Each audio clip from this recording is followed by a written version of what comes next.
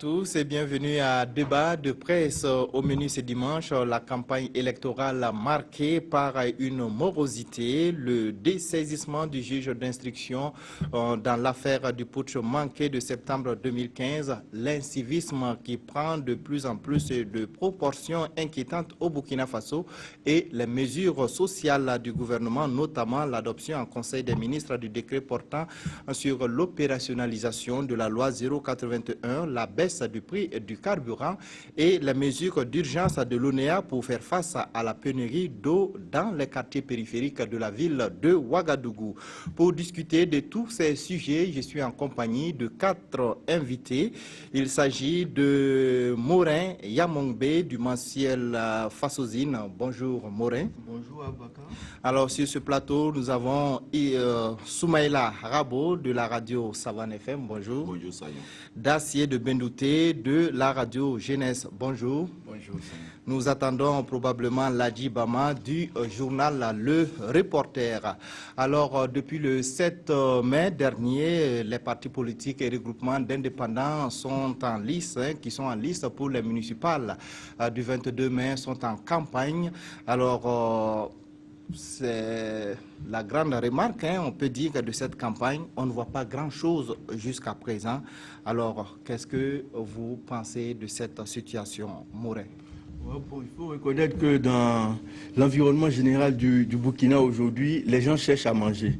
Les gens ont faim, les gens n'ont pas l'argent, les affaires ne marchent pas. Alors ne demande pas à quelqu'un de laisser le peu qu'il peut gagner et dans la journée aller suivre la campagne électorale d'un maire ou d'un conseiller municipal qui, dès qu'élu, oubliera que ce monsieur-là est venu lui apporter sa voix.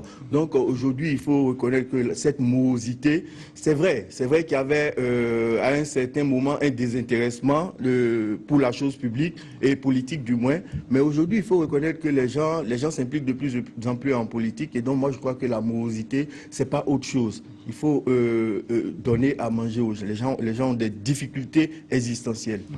Alors, est-ce que ce n'est pas dû également à un manque de moyens des partis politiques, Rabo? Il y a un peu de ça, parce qu'on a vu que la subvention de l'État pour la période de campagne électorale est arrivée un peu en retard, pratiquement une semaine après l'ouverture de la campagne électorale. Le ministre d'État a expliqué pourquoi il fallait attendre le rapport de la CENI, la commission électorale, même s'il y a des observateurs qui disent que le pouvoir a intérêt à faire en sorte que les petits partis qui vont le concurrencer dans les communes n'aient pas les moyens très tôt.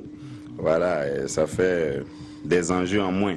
Donc, je crois qu'il y a des gens qui pensent que c'est fait à dessein. Alors. Oui, il y a des gens, il y a des partis politiques qui ont dit que c'est fait à dessein, qu'eux, ils aient les subventions tard, c'est-à-dire courant la semaine prochaine, puisqu'ils n'ont que les chèques actuellement, courant la semaine prochaine, de sorte que quand ils ont les moyens, pour envoyer ça à Pérèche d'acier, pour que le candidat commence à battre campagne, on est à la fin de la campagne, on est au 20 ou au 19. Voilà. Donc, je ne sais pas si c'est vrai. Et parallèlement à ça, je crois qu'il y a d'autres raisons qui pourraient expliquer. Morin a expliqué tout ce que les gens vivent au quotidien. Nous, on a interviewé des femmes qui faisaient la corvée d'eau, qui ont dit, mais c'est l'eau d'abord. Voilà, les élections ensuite. Voilà, si je n'ai pas de l'eau, je ne vais pas m'occuper d'élections. Et ça, c'est une raison. D'autres raisons, il y a aussi même l'enjeu de cette élection-là. Vous savez, partout dans le monde, les gens se mobilisent quand il y a beaucoup d'enjeux autour des élections. Le Burkina sortait d'une transition difficile. Vous avez vu comment ils se sont mobilisés. Les Burkinabés se sont mobilisés pour aller voter le président et les députés. Voilà, aujourd'hui, il y en a qui pensent que bon, l'enjeu d'élire des conseillers, c'est quoi? Les gens vont adouber. Voilà, ceux qui sont déjà au pouvoir, quelque chose comme ça. Et je ne vois pas l'intérêt de... Et puis, il y a cette autre raison. Quand vous regardez les partis qui comptaient avant l'insurrection populaire, beaucoup ne compétissent pas dans la plupart des communes. Voilà, ils sont à 50, 60 communes qui sont couvertes sur 200, 60 pratiquement, 360. Et c'est un parti comme la DFRDA qui est dans une cinquantaine de communes, un parti comme l'UNIPS, soixantaine de communes, mais qui reste pour faire vraiment la campagne électorale. Voilà. D'accord. Alors, Dacier, votre merci, avis sur cette morosité de la campagne? Je pense que la morosité s'explique. Ça n'a pas commencé aujourd'hui, ça a commencé depuis les élections présidentielles.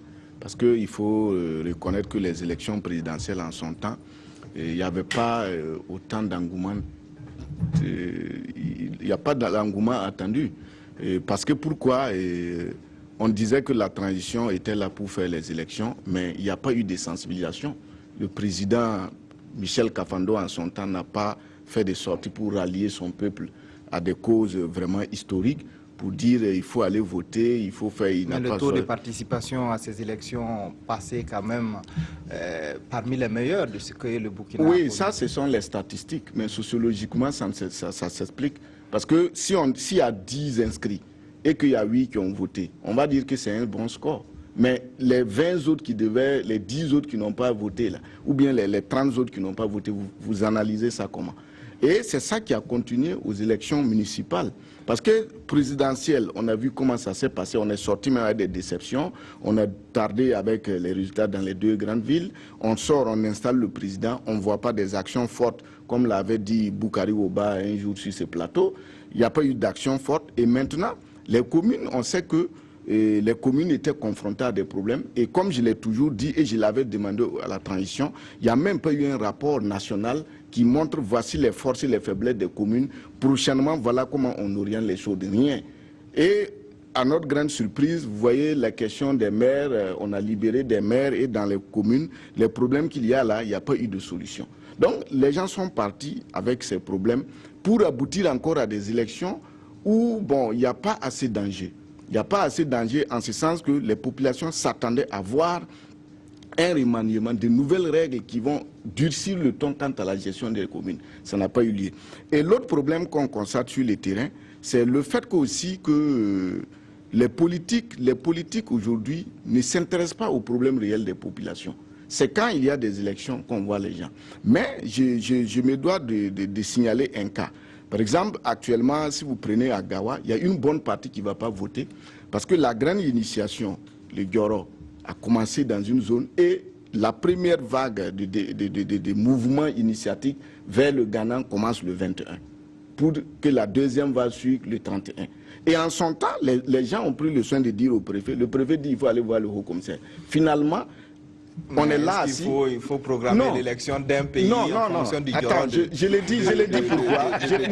Je l'ai dit pourquoi, même si vous allez laisser tomber pour vous. Parce que c'est des éléments importants dans l'analyse. Par exemple, tout de suite, si on sort de ces élections, on dit que les gens n'ont pas participé. Qu'est-ce que l'État a fait pour que les populations se sentent concernées?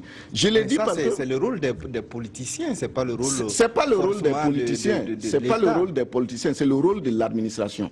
Aujourd'hui, par exemple, si vous voyez qu'on a du mal à s'auto-gérer, c'est parce qu'on ne tient pas compte des réalités des populations. On pense que, par exemple, qu'est-ce qu'un politicien peut faire? Actuellement, que vous prenez une bonne partie de la zone de Gawa, puisque les gens viennent de la Côte, c'est un grand mouvement. Peut-être que même si la RTB voit les mouvements là-bas, ils vont nous présenter ces images. Ce n'est pas une petite affaire, c'est pourquoi je l'évoque, pour vous dire que sur le terrain, effectivement, il y a des problèmes. Il n'y a pas un problème politique à ce niveau, mais culturellement, il y a un événement qui fait que les gens ne vont pas s'y intéresser, parce que les gens se préparent à autre chose. Si tu rates ça, il faut attendre 7 ans. Donc voici les enjeux qu'il y a de l'autre côté. D'accord. Alors, est-ce que cette morosité ne peut pas s'expliquer également par le fait que les communes actuellement ne sont pas politisées, c'est-à-dire que c'est des délégations spéciales qui sont à la tête de ces communes? Nous sommes rejoints par Ladjibama. On vous donne la parole. Ok, merci. Je m'excuse pour ce retard. Alors, sur ce point, je crois que... comme il a dit, moi je pense que cette morosité tire sa source d'abord dans le fait même qu'il y a un certain désenchantement même du peuple ou des populations vis-à-vis de la chose politique. Cela a commencé depuis même sous Blaise Compaoré, on avait remarqué. On avait espéré qu'avec le nouveau système, les choses allaient changer dans le bon sens. Malheureusement, comme il a dit, le nouveau système est venu. Le changement promis tarde en tout cas à se faire voir. Et les gens ont constaté que ce qui devait changer n'a pas changé. La chose politique continue d'être ce qu'elle était avant, à savoir que c'est le domaine de la ruse, du mensonge, des fausses promesses. Et du coup, les gens ne savent pas ce qu'ils vont gagner dans ces échéances-là. Le maire, l'élection d'un maire pour les gens... ça ne vient pas pour changer grand-chose à leur quotidien. Pourquoi s'attarder à ces choses-là. Donc moi je crois que c'est surtout ça le grand problème. Ensuite aussi, subsidiairement, ce dont vous parlez, à savoir que le fait que ce n'est pas politisant souvent aussi, ça peut être aussi une explication, mais moi je pense que le plus important réside dans le fait que les gens sont déçus de la politique. Voilà. Et si c'est le fait qu'il y a des PDS à la tête des communes qui expliquent qu'il n'y a pas beaucoup d'engouement, mais moi je trouve que ça c'est une bonne chose. Si les communes ne sont pas politisées et que les candidats doivent compétir, je crois qu'il y aura plus d'équité. Parce que en son temps, c'est le maire sortant, les conseillers sortants qui brassent les moyens de la commune là, qu'ils ont eu même parfois illicitement pour faire bouger la commune et puis donner l'impression que ça bouillonne partout. Moi, je crois que si la campagne est morose parce que il n'y a pas de maire et de conseillers sortants, c'est bon. Ça veut dire qu'ils n'ont pas l'argent à jeter. Et ils n'ont pas l'argent pour corrompre les électeurs. Mais il faut aussi voir un peu la nature des municipales. Ça veut dire que ça n'a pas, on ne voit pas le même engouement. C'est pas aussi spectaculaire que la présidentielle et puis la députation. Et non, parce que déjà, c'est un conseiller qu'il faut élire, surtout que c'est pas le maire qu'on élit directement, c'est un conseiller qu'il faut élire. Donc forcément, je crois qu'il y a beaucoup, ça suscite moins d'engouement. Contrairement à ce qui devait l'être. Parce que tu sais que normalement, les populations devaient même s'arranger, les politiques d'ailleurs, pour que les locales soient des élections très importantes pour eux. Parce que c'est le conseiller municipal qui est plus en contact avec les populations et qui devait porter leur voix. Alors, Rabo a parlé entre-temps de la subvention de l'État qui est venue dernièrement. Alors, il y a des débats autour de ça. Certains pensent que l'État ne doit pas continuer à financer les partis politiques, notamment les activités de campagne et les activités hors campagne. Alors, qu'est-ce que vous pensez de ça, rapidement? Oui, moi je suis d'accord avec ceux qui pensent qu'il ne faut pas que l'État continue. Moi, je suis toujours formel sur ma question de formation des ressources humaines. C'est inadmissible que dans un pays où on ne peut pas donner des bourses à des étudiants, où on ne peut même pas faire sortir de nos universités 10 docteurs par an, qu'on continue de donner l'argent à des politiques. Autant que nous sommes, on est passé par l'université de Ouagadougou, il y a des étudiants qui se battent, il y a des étudiants excellents, il y a des étudiants en histoire, par exemple, je tire mon chapeau à tous ceux-là qui soutiennent les thèses. C'est des fonctionnaires qui reviennent par leurs propres moyens pour écrire l'histoire du pays. Ils n'ont aucune subvention. Même une imprimerie, leur imprimer même le document de l'université ne peut pas. Donc on ne peut pas continuer à mettre de l'argent pour que des gens puissent prendre pour ne pas bien gérer. Ici, je prends un exemple. Et la RTB a bien fait d'interroger, j'ai vu hier M. Ido, qui était le premier maire de Signongué, qui a expliqué, voilà un monsieur qui pouvait être directement conseiller du ministre pour des questions municipales. Si on était chez les anglo-saxons, c'est des hommes comme ça qu'il faut. Il est objectif, il a donné comment il a géré la commune et en partant, il a laissé tant de nombre de millions. Et voilà, lui, sa vision. C'est cet argent qu'il faut utiliser pour tracer les routes, faire ci, faire ça. C'est ça la gestion d'une commune. Et voici un monsieur intègre. Aujourd'hui, quand chacun veut partir, il racle les caisses, il s'en va, vous venez, vous recolmatez les brèches. Donc, pour vous dire que les questions communales, c'est très fondamental. Par exemple, quand vous prenez aujourd'hui en Angleterre, l'élection de l'autre à la tête de la mairie de Londres, vous voyez ce que ça fait? La gestion d'une commune, c'est ce que... bon, souvent on ne comprend pas les gens, ils parlent de démocratie à la base et c'est là-bas ils négligent. Les questions communales, c'est effectivement la démocratie à la base. Et ces communes, quand on leur donne, on finance, quand ils viennent sur place, qu'est-ce qu'ils font? Qu'est-ce qu'elles font pour propulser le développement? Avant, c'était les parcelles qu'on voyait. Mais on ne voit pas, par exemple, les questions des taxes, comme l'a dit Ido. Il faut instaurer des petites taxes, c'est ça qui va permettre même à la commune de faire fonctionner même. Aujourd'hui, on a rattaché la question du continuum. On a dérangé beaucoup les maires qui ont pris des magasins, des bâtiments par-ci, par-là, pour en faire. Mais tout ça, il faut revoir. C'est par la base maintenant que les choses vont remonter. Mais si on ne met pas l'accent sur la base, bon, moi, je ne pense pas qu'on va avancer. Mais à partir de, il faut que le président Kaboré, à partir de lui, qu'on arrête de financer les partis politiques et on prenne l'argent là pour former la jeunesse. Aujourd'hui, on a un problème de ressources humaines qualifiées. Il faut injecter l'argent dans la recherche et dans la formation. Parce que l'État ne peut pas continuer à donner des salaires à des chercheurs et on ne leur donne pas les moyens pour les résultats de la recherche. Alors, votre position a été bien comprise, Bama, sur le financement des partis politiques. Qu'est-ce que vous en pensez? Non, je crois qu'il n'y a pas de débat à ce niveau. Je suis tout à fait d'accord avec lui. Parce que là, c'est carrément aberrant ce qui se passe. Un parti politique, quand on le crée pas pour attendre de l'État un financement pour le gérer. Quand on s'engage dans un parti politique, il y a ce qu'on appelle les contributions des membres et tout ça. On cotise. Le parti doit pouvoir se débrouiller, en tout cas, à sa manière pour trouver ses financements sans compter sur l'État. On peut comprendre pendant qu'on a du mal même à boucler les budgets de certains secteurs sociaux clés, on continue de donner de l'argent à des gens, surtout quand on regarde souvent l'utilisation qui a fait de ces financements-là. Mais je dis, mais c'est incompréhensible.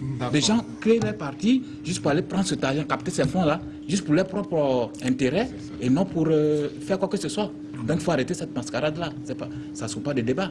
D'accord. Oui. Alors, Morin, vous êtes d'avis avec les deux précédents? Oui, effectivement, c'est une grosse aberration. C'est vrai que les partis politiques contribuent à l'animation de la vie démocratique, de la vie tout court même dans la société.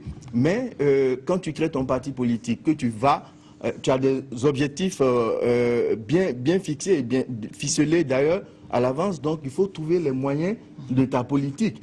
Et comme Ladi Bama le disait, je crois que cet argent, on pouvait accepter si on n'avait pas réellement d'autres priorités, comme à l'université, comme pour la priorité des chercheurs, les corvées d'eau aujourd'hui, qui ne sont même plus pour les femmes uniquement. Nous-mêmes qui sommes sur le plateau ici, on soulève des seaux d'eau à la maison pour faire des réserves d'eau. Donc aujourd'hui, il y a d'autres priorités vraiment dans lesquelles cet argent peut aller. Surtout quand on voit l'utilisation, comme le disait Bama, l'utilisation de cet argent, vraiment, ça laisse vraiment à désirer. Je crois que si on peut abandonner cette pratique, ce serait vraiment bien.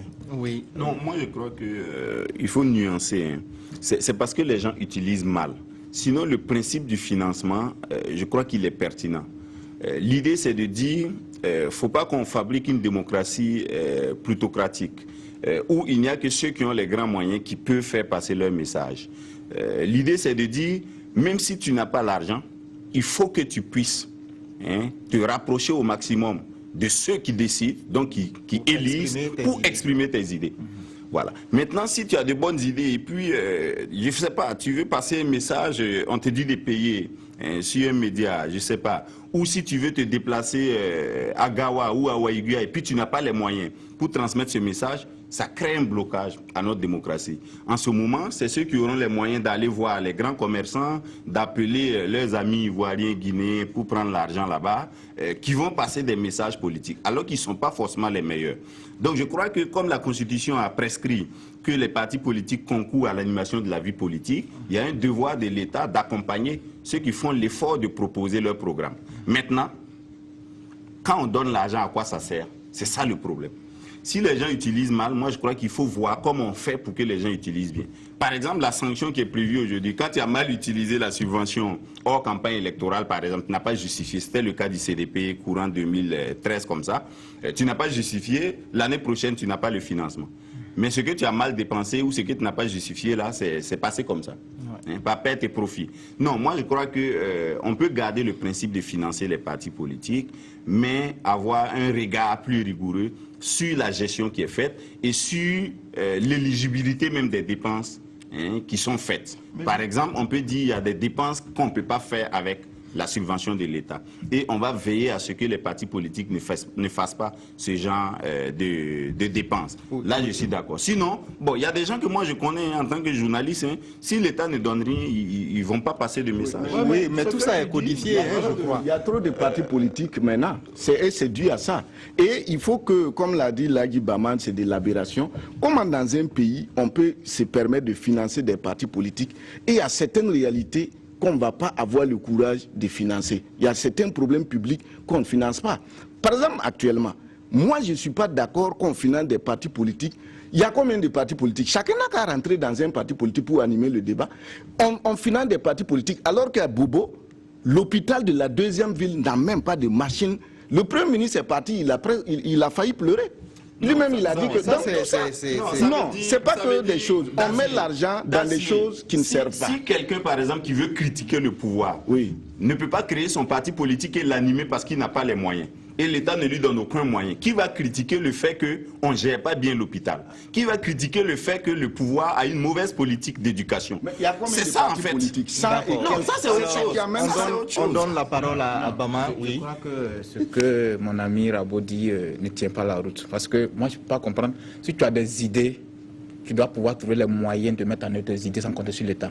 Ça, c'est pas possible. Comment quelqu'un qui peut avoir des idées aussi lumineuses peut manquer aussi d'initiatives pour trouver des fonds pour mettre en œuvre ses idées et puis compter sur l'État? C'est pas possible. Hein? C'est-à-dire que on aurait pu comprendre ça si on avait assez de fonds qu'on ne savait pas où mettre. On peut comprendre qu'on peut se tourner. Mais aujourd'hui, on a des priorités. On a des secteurs sociaux, comme il a dit, qui sont vraiment... C'est urgent. Des gens meurent dans les hôpitaux. On ne peut pas laisser ça et puis venir dire que non, quelqu'un a des idées, il n'a pas de moyens pour mettre en œuvre. Non, c'est pas possible. Le ministère de la Culture, quand on devait faire les recherches pour les ruines de l'Européenne, l'inscription là, qu'est-ce qu'on a fait? On a mendié 50 millions, ou bien c'est 30 millions avec l'UNESCO. Actuellement, Gulasoba, ils sont là-bas. Le ministère de la Culture, combien on met? Vous prenez même dans le secteur de la culture, même un laboratoire de datation, tout un pays au XXIe siècle n'a pas ce labo. Si Kierkegaard ne connaissait pas des gens au Niger, où il a demandé pourquoi. Donc il y a des réalités et il faut une vision claire. Il ne faut pas mettre l'argent. Pourquoi on dépense mal? Parce qu'on n'a pas su faire l'économie. Si on avait su faire l'économie, on saurait que l'argent là, quand on l'investit, il doit produire, ou bien ça doit permettre à des, comme on appelle, des domaines d'autorité et de dignité. C'est ça. Sinon, les autres peuples qui viennent nous donner Moi, je ne sais pas à quel niveau de priorité vous mettez la démocratie. Rabo a la parole. Je ne sais pas. Peut-être qu'on n'a pas la même vision de la démocratie. Pour moi, c'est dans la démocratie que tout ce que vous dites là, on peut faire ça. C'est parce que nous, on est en train de faire un débat démocratique aujourd'hui qu'on peut critiquer ce que le pouvoir fait sur la culture, dans l'éducation, dans la santé, etc. Et pour faire vivre cette démocratie-là, il faut que les partis politiques aient un peu de moyens. Quand Laye Bama dit que le gars crée son parti et puis il attend le financement, non. Le financement, là, c'est un accompagnement. Puisque les gens ont même fait leur photocopie, ils ont mis des timbres pour aller prendre le récépissé. Ça, c'est pas l'État qui a financé ça. Voilà. On sait que les gens ne cotisent pas dans les partis politiques. C'est le président du parti, là, qui, avec son salaire, fait vivre le parti. Et si vous pensez que la démocratie est importante, il faut que l'État fasse cet accompagnement. Maintenant, moi, je dis, il ne faut pas qu'on donne l'argent aux gens pour aller faire des mariages. Ça, je suis d'accord. Même la subvention à la presse privée, là. Parfois, ça sert à autre chose. Mais donc, vous dites de ne pas financer aussi la presse privée parce que les gens ont créé les radios et puis les journaux et puis parce qu'ils ont les moyens. Non, c'est parce que c'est une condition pour qu'on vive bien là, que la démocratie vive. Donc, pour que la démocratie vive là, il faut qu'on ait les moyens de l'animer, d'animer la vie politique. Et ça, si l'État met 1 milliard, c'est pas grand-chose. Non, je crois que les uns et les autres ont raison. Un dernier mot sur la question et on passe très vite.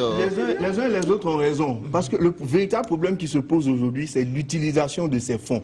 Est-ce que ces fonds sont effectivement destinés à animer? Ça devait être un accompagnement. Je crois que tu as dit que c'est un accompagnement. Je crois qu'il faut peut-être utiliser, ça devrait être un accompagnement. Parce que finalement, on voit que ce n'est plus un accompagnement, c'est sur cet argent que ces partis politiques comptent justement, que certains de leurs responsables comptent pour élever leur mur, ajouter des briques. Voilà. En tous les cas, la dernière fois, j'ai participé ou couvert donc une formation des partis politiques. Ça a été organisé par le ministère en charge de l'administration territoriale sur l'utilisation justement des fonds qui sont alloués par l'État à ces partis pour les activités de campagne et les activités hors campagne, notamment la justification des pièces auprès du Conseil d'État. Alors, je pense qu'on va poursuivre, on va changer de sujet.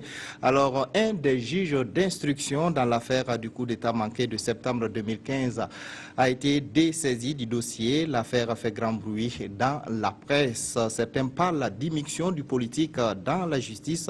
D'autres, par contre, y voient une conséquence logique des erreurs commises dans la conduite de ces dossiers. Commentaire, Rabo. Sur l'éjection du juge d'instruction que le ministre de la Justice a appelé rappel. Et puis il a utilisé au passage une formule qui est malheureuse. Je crois qu'il a parlé de juge facile. C'est pire que les juges acquis de Bourema Badini. Non, moi je crois que le président ne devrait pas le faire au nom de la séparation des pouvoirs. Maintenant, j'ai eu dit que le président il reproche au juge civil qui a été envoyé en renfort au tribunal militaire de laisser filtrer des informations sur l'instruction, alors que l'instruction est secrète. Je crois savoir que c'est ce que le président... Mais quoi qu'il en soit, ce n'est pas au président de dire que le dossier n'est pas bien géré et lui, il change le juge qu'il veut. Dans ce cas-là, ça veut dire que c'est le président Kaboré qui va faire les jugements et les procès, parce qu'il va orienter les enquêtes dans le sens que lui, il souhaite. Voilà, le juge d'instruction ne devrait pas pouvoir être éjecté par le président du FASO, ne devrait pas pouvoir être remplacé par le président du FASO. Encore qu'il n'est plus président du Conseil supérieur de la magistrature. Si c'est pour le commissaire du gouvernement, je peux comprendre qu'en tant que ministre de la Défense, il répond de lui. Mais pour le juge d'instruction, franchement, moi, je ne comprends pas. S'il y a un problème, le président peut écrire au CSM, au Conseil supérieur de la magistrature, je ne sais pas où, à la Cour de cassation, en tout cas aux juridictions les plus élevées, compétentes, pour voir s'il n'y a pas de problème dans l'instruction d'un dossier ou un autre. Mais je ne vois pas comment lui-même il peut procéder à une affectation ou une réaffectation ou un déplacement de magistrat comme ça. Pour moi, ça n'a pas de sens. D'accord. Alors, Morin. Non, moi je crois est-ce qu'on peut accorder autant de mauvaise foi au président du FASO? Je pense que non. Je crois que si il a voulu faire ça, c'est dans le sens de bien faire. D'autant plus qu'il ne faut pas oublier qu'il y a eu beaucoup de cafouillages, comme on l'a dit ces derniers temps, au niveau de cette justice militaire, au niveau de l'instruction de cette affaire de push manquée, où il y a eu des mandats qui n'ont pas été, pour lesquels on n'a pas suivi la procédure pour l'émission. Et donc, si aujourd'hui, je crois que la justice militaire, le chef de l'État, ce n'est pas une émission, il est le ministre de la Défense. Et donc, s'il rappelle le juge d'instruction dont tu parles, il semble qu'il y avait un vide qui a été laissé quand on l'a appelé pour le tribunal militaire. Donc, si on ne peut pas combler ce vide et qu'on pense qu'en le ramenant à son poste initial, c'est bien faire, moi, je ne suis pas vraiment opposé à cela. Non, mais il y a un problème. Oui, on va permettre à Bama, de dire un mot. Non, moi je crois que c'est inadmissible ce que le président a fait. Il ne faut pas tourner autour des mots, c'est pas possible. On ne peut pas le comprendre dans une démocratie, dans un état de droit.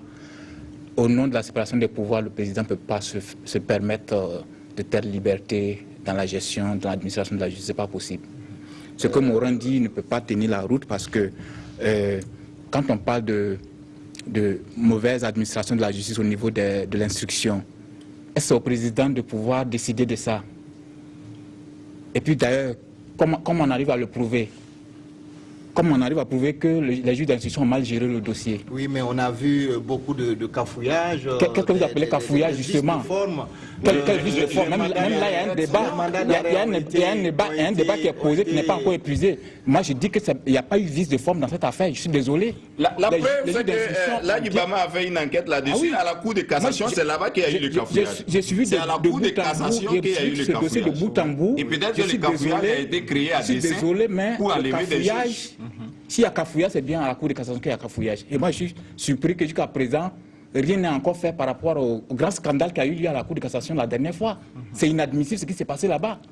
Si on devait taper, c'était là-bas qu'on devait taper. Oui, vous parlez de quoi on a vu un tribunal qui rend une décision le matin et qui le soir revient dire autre chose, carrément le contraire de la décision qui a été rendue le matin, sans même passer encore en audience publique, ce qui est inadmissible en droit. Comment on peut rendre une décision en audience publique, on vient rendre le contraire le soir et on dit que c'est ça la décision la bonne, sans que ça... Mais c'est pas possible. Hein? Ce qui s'est passé au niveau de la Cour de cassation, vous écoutez n'importe quel magistrat sérieux, vous dire que c'est inadmissible. Donc moi je pense que s'il y avait de l'ordre à mettre, c'était à ce niveau-là.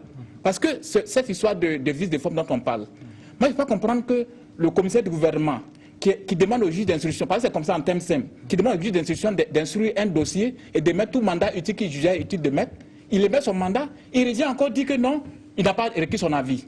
Comment on peut recueillir son avis, c'est l'homme qui a donné l'autorisation de faire le travail. Et en plus, s'il savait qu'il y a ce vice dont il parle, le mandat est venu devant encore lui, ce même commissaire du gouvernement, pour qu'il le transmette aux affaires étrangères et à Interpol. Il a encore vu le mandat, il l'a visé et puis il l'a transmis. Pourquoi à ce moment il n'a pas dit non, il y avait problème, arrêtons. Il transmet, après il fait ma chère, il vient dire non, qu'il y a problème. Il y a de la mauvaise foi dans tout ça. Bon Dieu. Alors, moi, je pense qu'il y a beaucoup trop de passion. Il y a beaucoup trop de non, c'est pas une question de passion. Il y a beaucoup trop de passion autour de cette affaire. On va le laisser s'exprimer. Il y a beaucoup trop de passion autour de cette affaire. Je crois qu'il ne faut pas mettre de la passion dans la gestion des affaires judiciaires. Il faut laisser effectivement la justice faire son travail. Et le président du Faso, il ne va pas faire quelque chose, il a été élu pour le bien de la population, il ne va pas faire quelque chose qui va à l'encontre du bonheur de la population. S'il voit que ça va dans un sens qui ne sert pas, sinon le cafouillage dont tu parles au niveau de la Cour de cassation, c'est venu après le cafouillage qu'il y avait au niveau de la justice militaire. Moi, je dis qu'il n'y a pas de cafouillage à la justice militaire. Je suis désolé, à moi qu'on me le demande. Moi, je n'ai pas vu de cafouillage à la justice militaire. Le saisissement de ce juge ne signifie pas l'abandon du dossier ou des procédures. Ah, on va le confier à qui? Ouais, où on va maintenant? Le président veut confier le dossier à qui? À un juge facile. Non, pas facile. Oui, bon, on va donner la parole à Gassi pour se prononcer sur la question. Je pense que c'est intéressant. Il y a un adage qui dit que quand les tortues se battent, seules elles-mêmes savent par où elles vont passer pour se mordre. Parce que cette question de séparation de pouvoir, là, dans le Nassanam, comme le dit Sanam Bob, je pense qu'il faut s'asseoir et regarder les gens. Parce que ce qui se passe dans le domaine du droit, le droit c'est le domaine le plus flou dans le domaine en matière de sciences. On parle d'interprétation du droit. Et pire, nous sommes dans le droit gréco-romain et précisément le droit français. C'est là-bas que, quand vous regardez tous nos problèmes, c'est d'ordre quelque part juridique.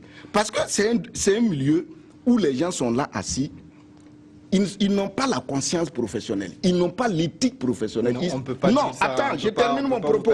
Je termine mon propos et je répète. Attendez. Je termine mon propos et je répète. Nous sommes dans des pays où soit c'est des individus qui créent des problèmes et s'embrassent. L'affaire de justice au Burkina. Quel juge peut sortir dire combien de fois ce peuple a besoin de justice? Vous avez déjà vu le procureur du Faso qui s'est saisi personnellement ou publiquement ou normalement d'un problème s'il n'y a pas la pression. Quand la transition, on a chassé Blaise, qui a été le premier à profiter de la manne, de la fuite de Blaise? C'est la justice. Ils sont sortis, on a fait états généraux. Ils sont sortis dire qu'ils réclament l'autonomie, c'est le troisième pouvoir, ils veulent ça. On les a donnés. Ce qui se passe, où est l'éthique professionnelle? Où est la conscience professionnelle? Si c'était un enseignant de Balporé qui a fait ça, on va dire que ça là, il faut quoi? Comment des magistrats qui sont là? Les citoyens lambda qui est à Sami là-bas ou bien comment on appelle ton village là, à chose, quelque part à Tengré là, il comprend quoi? Dans ces cafouillages-là. Lui qui est le citoyen qui paye des taxes pour que des magistrats soient là pour dire le droit. Et finalement, le problème même, c'est au sein de ces personnes-là. Et vous dites qu'il y a éthique professionnelle. On sait que les magistrats, ils peuvent t'enfermer quand ils veulent que outrage à un magistrat. Mais à ce niveau, on est tous passés par les mêmes universités. On se connaît. Il faut qu'on respecte le peuple maintenant. Et je suis d'accord avec Rabo. Le président a dit, quand on lui a dit que... on a parlé de l'affaire de justice, il dit qu'il ne peut pas s'ingérer. Pourquoi venir s'ingérer? Et aujourd'hui, on est dans un problème au Burkina où le monde de la justice nous fait honte. Le président, quand on a parlé de mandat d'arrêt, il est sorti dire qu'il n'était pas au courant. On vient encore, il y a eu quel problème là encore? Qui est sorti encore dire qu'ils ne sont pas au courant? On a interpellé le bâtonnier. L'affaire est atteinte maintenant à Lyomoa. L'affaire du CDP, c'est parti à Lyomoa, on est parti, le droit est revenu.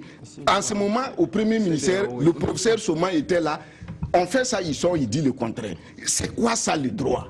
Respectons-nous dans la science quand même. C'est eux qui devaient se faire... Le peuple est fatigué et il faut le dire ouvertement pour qu'il se range. Nous sommes dans un pays... Ailleurs, aux États-Unis, dans le monde anglo-saxon, un magistrat ne va jamais oser faire ça. Parce que la toge qu'il porte là, c'est comme un militaire qui a porté une tenue. Le patriotisme vient de là. Si les citoyens ne se sentent pas en justice, comment on sera fier d'être citoyen d'un peuple? Ok, je crois que le problème que Dacier décrit, je crois qu'il se trouve dans le fait que quelqu'un a parlé de justice bourgeoise. C'est-à-dire, on doit plancher sur ou des faits, et puis on voit la vérité, et on passe le temps à tourner autour du pot, à faire des débats sur des formes et des formules, alors que tout le monde sait quel procès on doit faire et apparemment qui on doit condamner. Donc, c'est ça le problème, hein? C'est ça tout le problème de notre justice. On met tout dans la forme, rien dans le fond. Donc, on interpelle le bâtonnier, on dit que non, la forme n'a pas été respectée.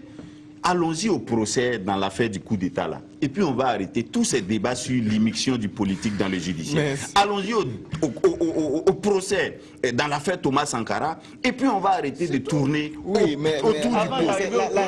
La justice a tracé elle-même ces règles qu'il faut respecter. Ces règles-là, si ces règles ne sont pas respectées, ces règles-là, justement, c'est pourquoi on n'arrive pas à la vérité. Et c'est ce que Dacier dit. On a créé une justice bourgeoise pour ne pas dire la vérité, mais pour embrouiller ceux qui ne sont pas allés à l'école. Moi, je crois que le tout se trouve dans ça. Et la magistrature, parfois, tire même profit de ça. Tire argument du fait qu'il faut respecter toutes les formes pour ne pas dire la vérité ou pour retarder la vérité. Le problème aujourd'hui dans ces deux procès-là, coup d'État et puis Thomas Sankara, qui font du bruit là, le problème c'est que ceux qui sont au pouvoir même peuvent d'une manière ou d'une autre, être épinglés dans l'un ou dans l'autre dossier. Et donc, une fois qu'ils touchent à un juge d'instruction, on se demande, est-ce que c'est pas parce que le juge d'instruction va venir vers vous que vous commencez par le chasser? C'est ça toute la question. Non, mais comme on le dit, la justice a des règles, les règles n'ont pas été respectées, il faut tenir compte aussi de cette mais sur ça, vous savez que nous avons le droit... Par exemple, Maître Alidou qui dit que s'il y a eu vraiment vice de forme, c'est des erreurs inacceptables, par exemple. Quand vous dites qu'il y a erreur inacceptable, qui a établi cette erreur-là? Quand on vous dit que ceux qui sont chargés d'établir l'erreur, la Cour de cassation a prononcé 2 décisions avec des ratures, c'est des magistrats qui l'ont fait. Une décision, la plus haute juridiction, la juridiction la plus élevée dans l'ordre judiciaire, là, rend une décision et puis fait des ratures sur sa décision. Et vous dites que le cafouillage, c'est dans la juridiction inférieure. Je regrette, on a dit au juge de cassation là, de faire quelque chose et le juge là a essayé d'arranger. C'est ce que moi je pense. Plus grave, il s'est seulement content de faire des ratures.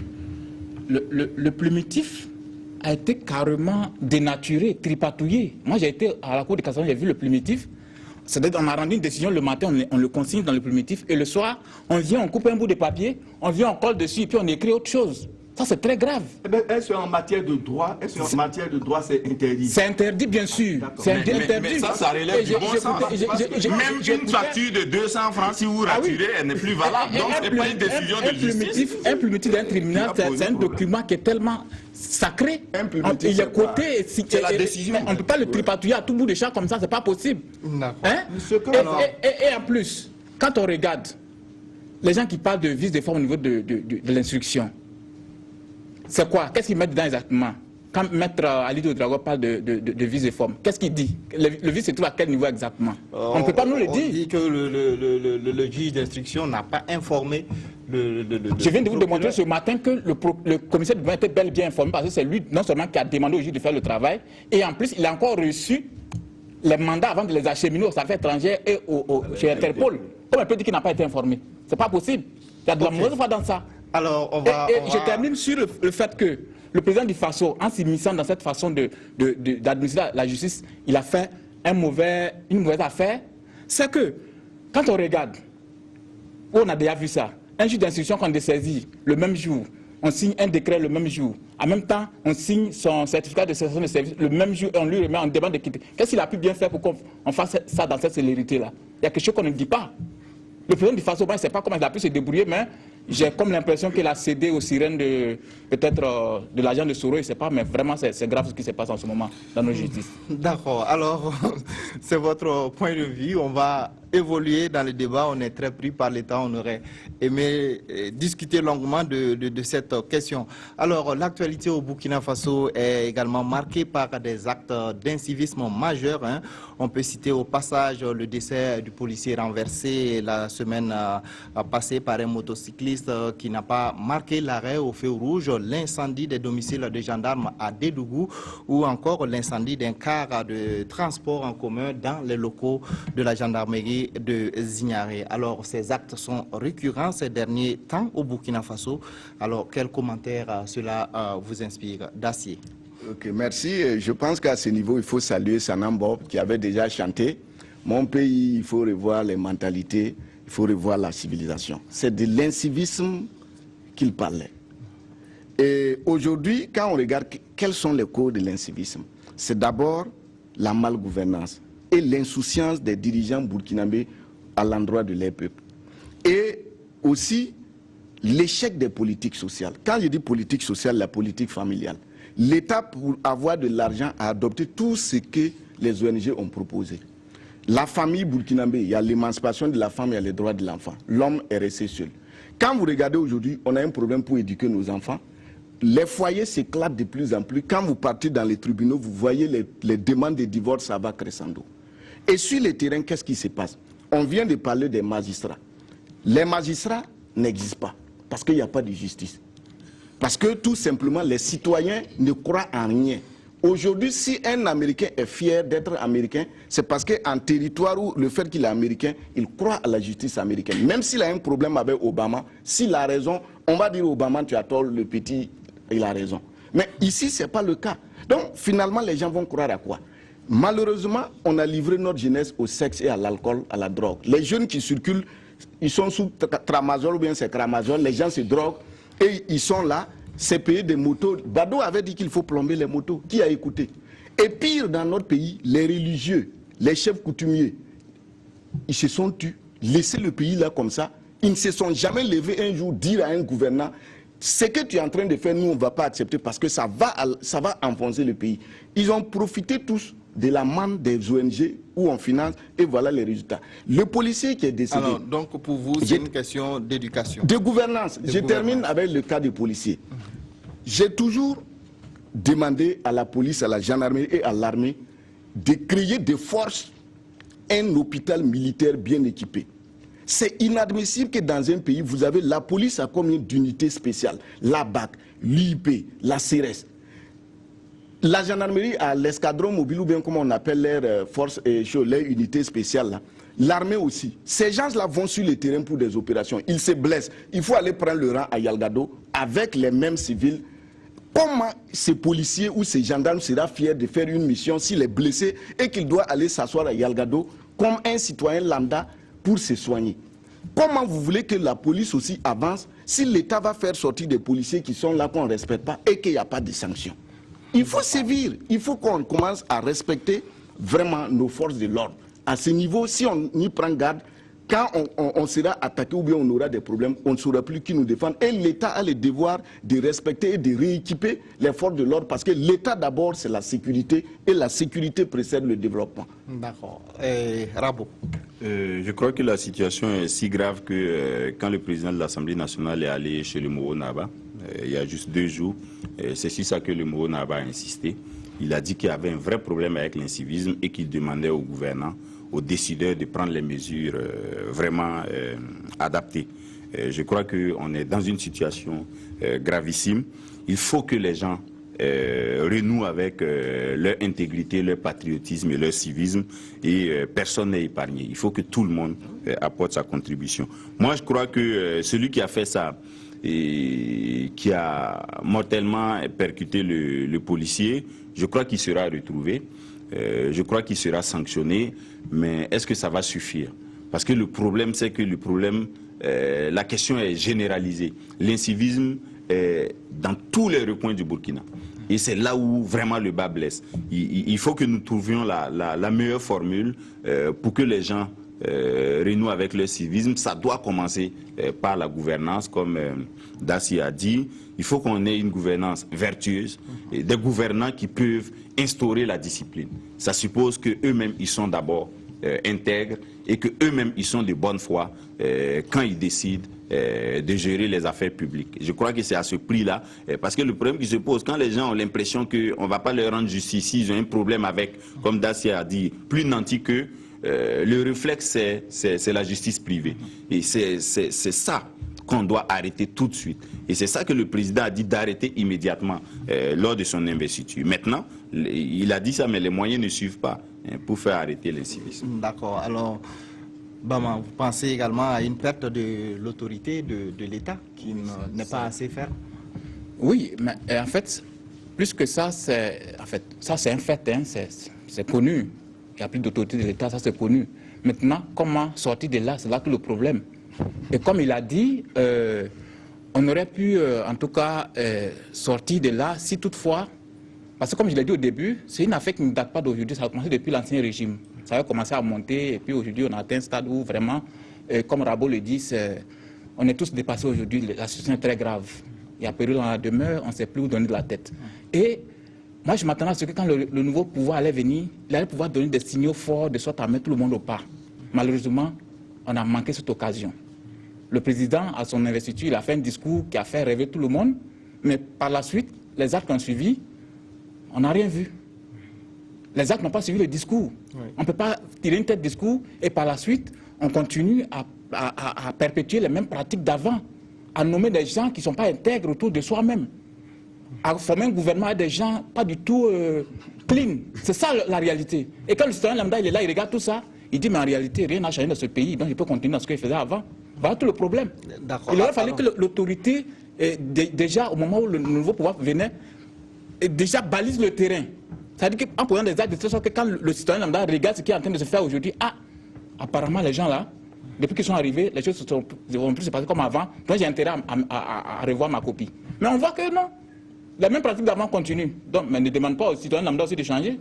C'est ça la réalité. Alors, est-ce qu'on ne peut pas dire qu'avec l'insurrection a finalement mis dans la tête des Burkinabés que tout est permis, qu'on peut tout saccager, tout brûler, lorsqu'on n'est pas content? Oui, c'est pas exclu, mais comme Ladi Baman le disait, il disait que le nouveau pouvoir, moi je vais plus loin que le nouveau pouvoir, moi je me disais qu'avec la transition qui avait ce pouvoir aussi de remettre l'autorité en selle, et pour le respect de l'autorité a failli déjà à ce niveau. Et je crois que je rejoins l'analyse d'Acier quand il va plus loin, il dit que l'incivisme est dû à une question d'éducation. Mais je dirais même plus, aujourd'hui la jeunesse n'a plus de repères. Et c'est ça qui est très important aujourd'hui. Quand vous voyez qu'effectivement, il y a des gens, quand ils sont nommés à des postes, le bien public, ils le gèrent très mal. C'est des détournements. Le petit qui est à la maison, il sait que son papa triche pour avancer et dans le métier, pour avoir de l'argent. Qu'est-ce qu'il va faire? Il peut prendre exemple sur ses parents. Donc je crois qu'il y a une question d'éducation, non seulement un changement de mentalité qui doit être opéré et qu'on sorte maintenant de cette situation de... Bon, l'insurrection est passée, ça a été un acquis pour le peuple burkinabé. Maintenant, aujourd'hui, il faut qu'on pense à l'avenir, il faut qu'on pense à revenir à de meilleurs sentiments, ne plus à la moindre occasion chercher à brûler, à casser et tout, quoi. Non, je crois que c'est une question de manque de repères pour la jeunesse burkinabé. Oui, Bama a effleuré la question. Qu'est-ce qu'il faut faire concrètement aujourd'hui? Il faut se retourner vers un État policier, alors avec toutes les réactions possibles pour les défenseurs des droits de l'homme. Oui. Bon, moi je pense droits de l'homme. Oui, droits de l'homme, il faut mettre ça de côté. Hein. La conception qu'on a des droits de l'homme, l'Europe nous a trompés. Si on reste dans ça, nos États vont s'enfoncer. Vous savez combien de milliards le FBI met pour des recherches en sciences sociales?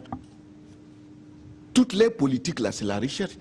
Aujourd'hui, si vous dites droits de l'homme, le policier qui est mort là, c'est un accident de travail. Qui va le défendre en matière de droits de l'homme? Non.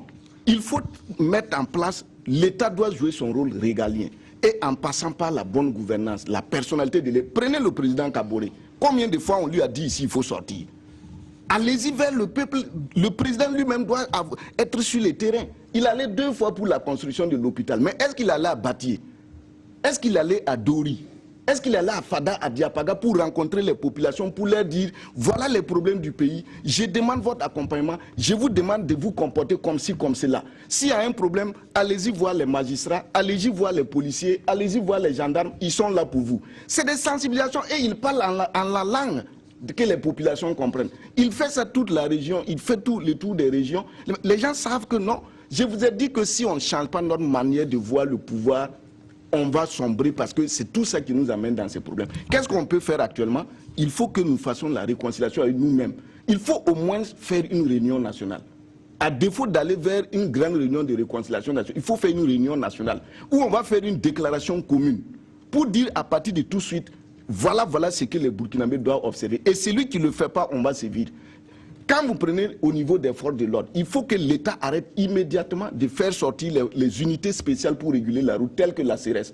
Normalement, si la CRS, on dit la CRS sort, tout le monde doit avoir peur. Les unités spéciales, parce que c'est des gens qui sont assis dans les bases.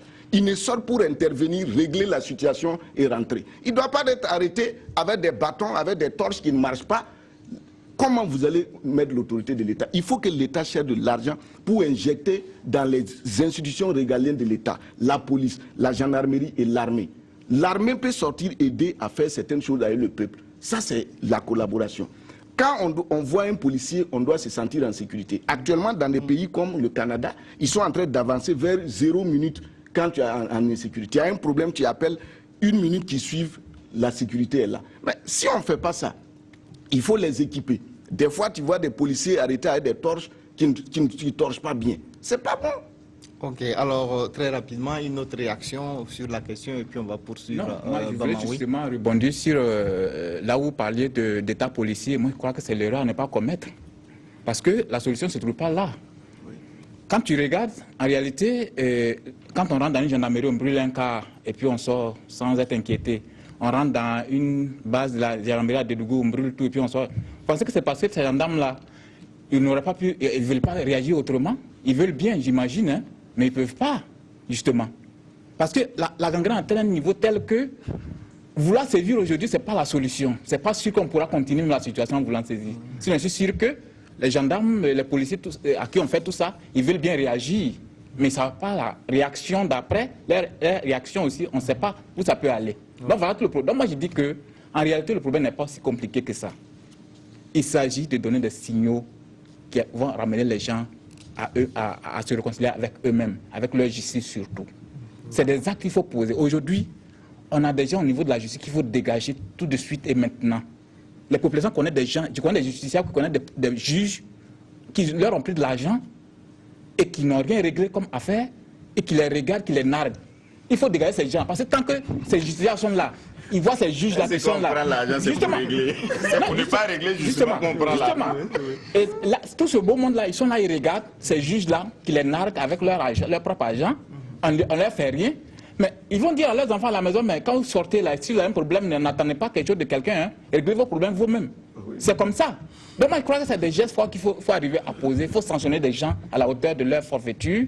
Et vous allez voir que la population commence à se réconcilier avec son État, avec sa justice, et tout va rentrer dans l'ordre. C'est pas plus compliqué. Peut-être vous dire un dernier mot là-dessus. Je crois qu'il faut clairement afficher l'intention. Il y a des choses qu'il faut faire tout de suite. Et moi, je crois qu'on doit laisser le débat politicien, trouver des personnes ressources que le président va avoir à côté de lui pour faire ce que Dassia a dit.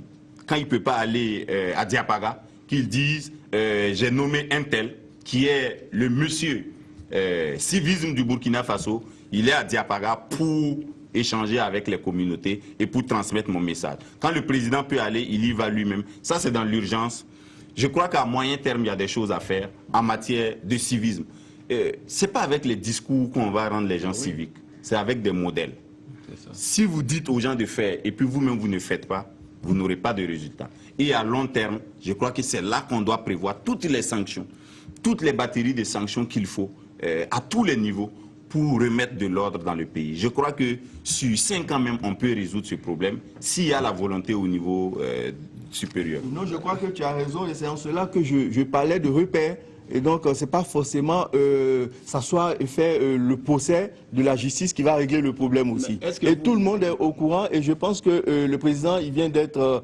c'est jamais tard pour bien faire. Et tout ce qu'on donne ici comme indication, comme, je crois qu'ils ne sont pas sourds. Ils ne sont pas sourds, mais effectivement, il faut qu'ils se départissent des calculs politiciens.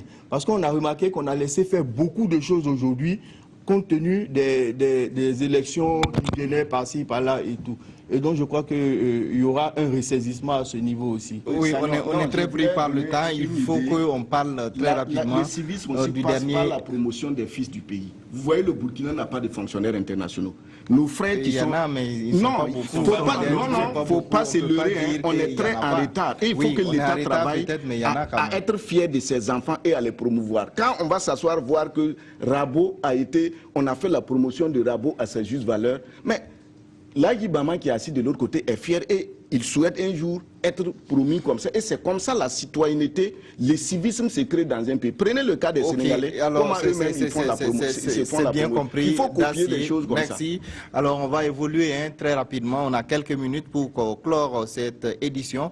Avec les mesures sociales que le gouvernement vient de prendre, on va directement aller sur la réduction du prix du carburant de 50 francs CFA. Alors depuis avant-hier, l'essence coûte à la pompe 602 francs au lieu de 652 francs. Réaction? C'est que le gouvernement n'a pas communiqué là-dessus, on ne sait pas pourquoi. Il se dit que c'est lié à la diminution du prix du baril de pétrole sur le marché international. Si c'est le cas, c'est tant mieux. Seulement, par le passé, ce n'était pas une répercussion immédiate. Voilà, donc on se demande si bientôt il y a une nouvelle augmentation du prix du baril. Est-ce que le consommateur ne va pas encore subir le choc? Voilà, bon. Et nous autres observateurs, on se pose 1000 questions. Est-ce qu'on a diminué pour qu'on vote rapidement là où il faut? Non, mais l'un dans l'autre, si on a diminué, ça profite à tout le monde. Sauf que ça profite plus aux grands transporteurs qui vont mettre 1000 litres dans leur cas pour nous vendre encore le ticket de transport au même prix qu'avant. Ça profite plus à ces grands-là qu'aux petits fonctionnaires qui vont mettre 1 litre par jour. Donc il faut des mesures d'accompagnement sur le sujet. Très rapidement, je suis entièrement d'accord. Je suis entièrement d'accord avec Rabo. Finalement, ça ne profite pas vraiment au petit peuple, à la population. Ça profite beaucoup plus aux transporteurs qui vont effectivement en profiter parce qu'ils mettent de grosses quantités et tout. Ça profite aux sociétés minières qui utilisent. Mais le citoyen lambda comme toi et moi qui allons à la pompe, on ne sent pas vraiment cette diminution. Oui, mais c'est quand même quelque chose. 50 francs sur un mois d'acier. Oui, je pense que ce n'est pas ça qui va juguler la crise. Il faut que le Burkina fasse appel à certains de ses meilleurs enfants pour qu'ils nous prennent des mesures économiques. Ici, je fais un clin d'œil au général Temoko Margarango qui était génial en nous réglant la crise. Il nous faut des hommes comme ça, sinon ce n'est pas des politiques. Le président doit avoir à la présidence un groupe de réflexion qui réfléchit pour qu'on agisse directement sur l'économie, sur la vie, afin, comme on appelle, comme le disait Osiris Issou Saodogo, le ravitaillement en plein vol. Mais si on doit s'asseoir avec des petits trucs comme ça, on n'a pas quitté l'air comparé. Il faut des think tanks qui vont réfléchir et tac, on intervient directement sur la chose et ça continue en même temps. D'accord. Bama, dernier mot. Non, je crois que c'est une des mesures qu'on a tous appréciées à leur juste valeur. Seulement, moi, je note que ça vient pendant une campagne électorale. Pourquoi c'est maintenant? Parce que, comme Larabo l'a dit, on attendait cette diminution depuis longtemps. Elle ne venait pas et puis paf, on est en campagne électorale pour les municipales et puis on diminue. C'est bon, mais bon. Ok, merci. Merci, oui, 0,81. On n'aura pas le temps de discuter de tout ça. Ce sera probablement pour une autre fois. En tout cas, merci à vous qui nous avez suivis. Je rappelle rapidement que j'étais sur ce plateau avec Soumaïla Rabo de la radio Savane FM, Morin Yamongbe du journal Fassozine. Alors, Ladji Bama du journal Le Reporter et Dacier de Bendouté de la radio Jeunesse. Merci d'avoir suivi cette édition. Passez d'excellents moments en compagnie